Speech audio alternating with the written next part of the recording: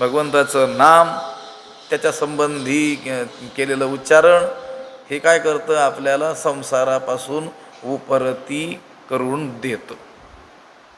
म्हणून ठीक आहे, आपल्याकडे जरी आता प्रचंड विवेक वैराग्य नसेल अंतःकरणामध्ये, तरी देखील भगवंताचं नाम हे सोपं साधन तर आपल्या हातात आहे की नाही.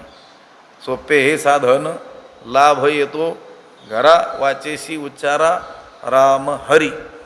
बरोबर हळूहळू ती प्रक्रिया होते.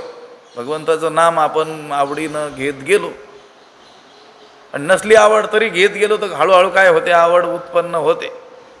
आणि पुढे चालून मग त्या नामाचा परिणाम आपल्या चित्तावर होऊन या विषयांसंबंधी, संसारासंबंधी विरक्ती वैराग्य आपल्याला काय होतं, प्राप्त होतं. आणि हळूहळू त्या भगवत स्वरूपाच्या ठिकाणी आपली तन्मयता वाढते. आणि एक दिवस आपल्याला ती अमर्याद अखंड अशी तन्मयता